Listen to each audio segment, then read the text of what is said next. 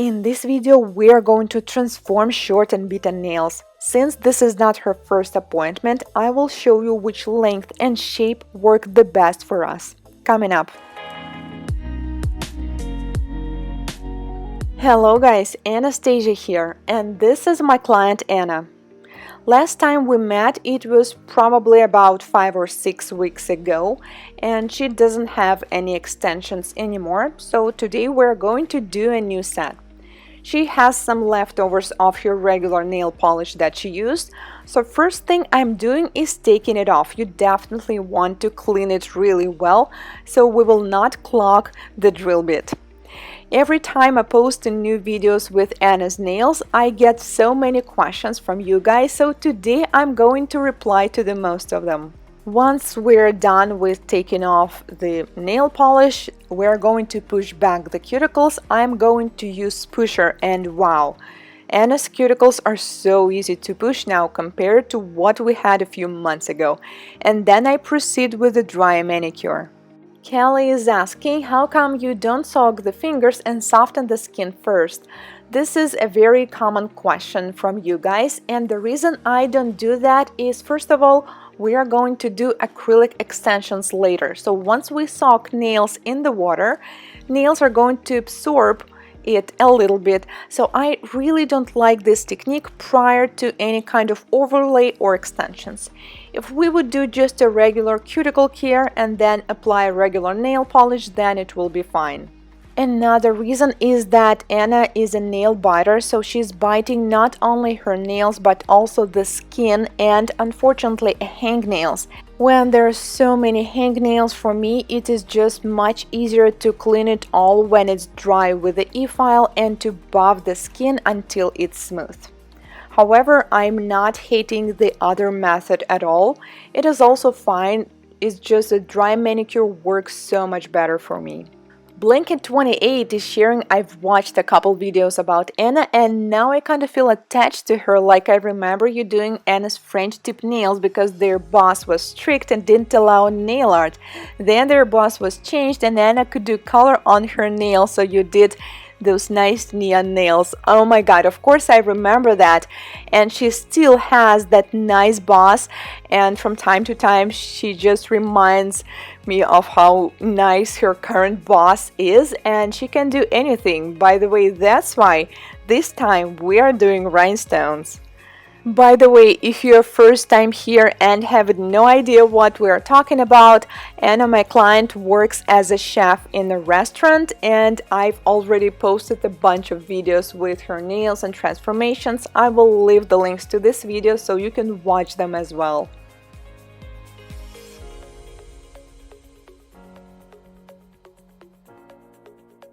Meanwhile, we proceed to filing the nails, and this time we even have a little bit of the free edge, so there is something to file.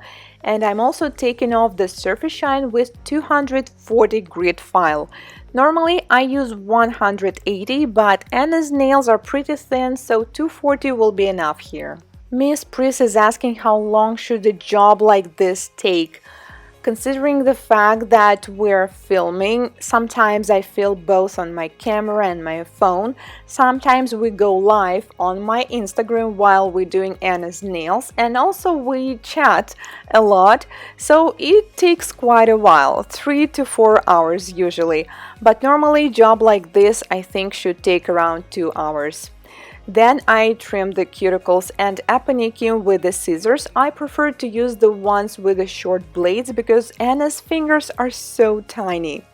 After that we proceed to the prep, apply dehydrator, let dry, and then I'm using acid primer. It is also very important to let it dry, and only after that we are going to proceed to acrylic application.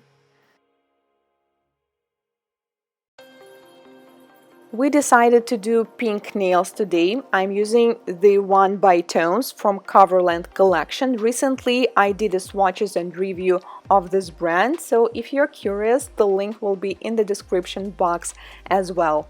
I am not going to use any tips or forms because obviously we're not doing long nails. I'm going to do it just like that, just place the bead right on the nail and Then I'm just going to spread it out to create the free edge. So Art is asking, what acrylic brush do you use? It's so thin and I love it. This is Harmony number 8 oval brush. Honestly, this one feels kind of big for Anna's nails. I think you can see that even this nail is smaller than the actual brush, but I do not feel comfortable working with the smaller size brushes, so I just have to adjust and use smaller beads. Rita is asking, could you do the no-form technique with the Polygel too? Technically, yes, you can do the same with the Polygel, but most polygels are not too thick, so it will be a bit hard to create a length like this, so you can use it for the smaller nails. Another issue, which is exactly the same as with acrylic, you need to make sure that the client does not have any allergic reactions, since this technique requires product touching the skin at some point.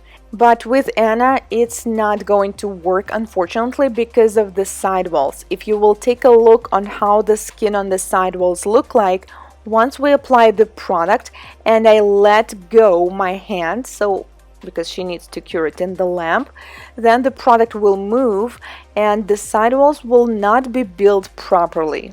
So you need to find a way to push them back somehow, whether using plastic clip or something. And like I said, unfortunately, the Polygel method didn't work for us, but if she will grow off her free edge and we will do an overlay, then it is definitely going to work. Meanwhile, I pinched the nail that I just created and I proceed to the next one. We decided to do an oval shape because we analyzed all extensions that we did with Anna previously, and even though she is a fan of square shape, and honestly I also like the square shape nails on her the best, we realized that actually oval shape was lasting a bit longer. And I kind of can understand why, because when you have an oval shape you do not have this corner, so probably there's less risk to bite them or to break them. So we decided to set an experiment and do this shape and see how long this one is going to last. And this is another question, how long did they last? Well, I encourage you to subscribe to my channel so you will not miss the next video with Anna. And speaking ahead, I can assure you this time I was surprised as well as Anna, because this set lasted way longer than it usually did. You probably noticed that this pink color has a slight shimmer in it, and I think it looks so cute and girly. So whenever I feel like there's not enough product to create the shape or the free edge, I just add a bead. And whenever you're working with this no form technique, you need to be sure that all the beads that you're using, the consistency is closer to dry.